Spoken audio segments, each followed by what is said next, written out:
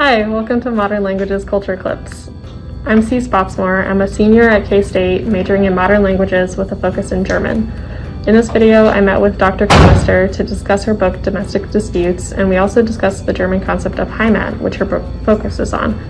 Heimat is a German concept that means either home or homeland, but it's a lot more developed than that, and we discuss some of the cultural contexts about Heimat in this video.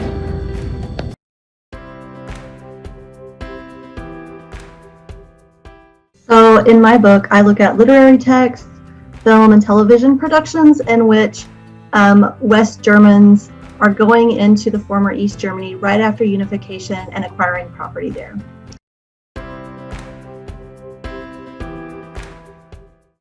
Well, I find the transition from communism to capitalism in Germany in the 90s and beyond really fascinating. It's pretty unique, even with the fall of the Soviet Union and the Eastern Bloc. The other countries that were privatizing, were democratizing and privatizing, were doing so within their own national context. And Germany was really the only case in which a communist country was joining with a pre-established capitalist country.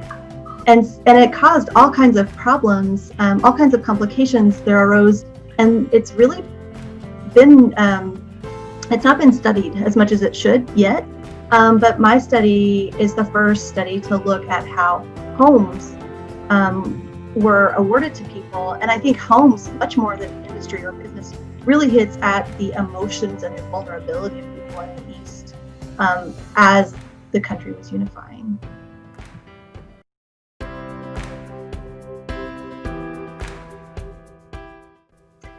Right, so I came across this topic kind of almost by chance when I was a graduate student and I was writing a dissertation on a very different topic. I was looking at a short story. It's Judith Hermann's story, Summer House Later.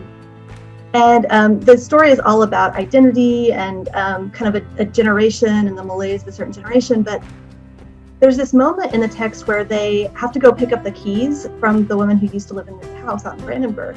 And this woman and her child have been displaced. And I wondered about the circumstances that would cause something like that.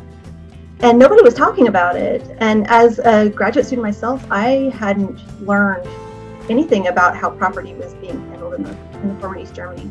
And so I started to look into it, and I found some news articles from the time that outlined the problem, but there was nothing in the scholarship. And so then I started looking for other literary and filmic depictions, and it just started snowballing. I started finding this at the premise of a lot of different cultural productions.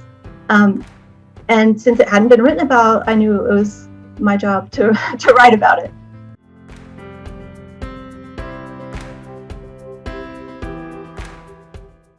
Yeah, so I'm actually teaching a course right now in which we are investigating this topic, where this class is on the topic of home. And one thing that we keep coming back to is just how precarious the concept of home is.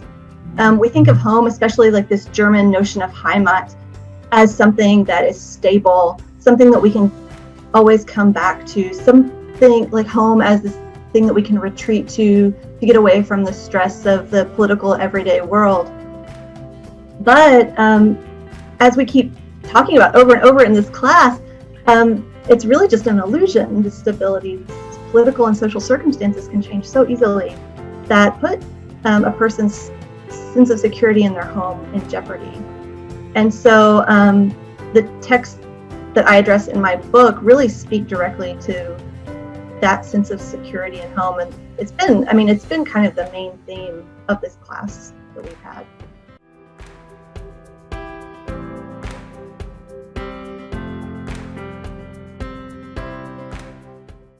I found the historical writing to be particularly challenging. The literary analyses, the visual analyses that came afterwards came much more naturally to me.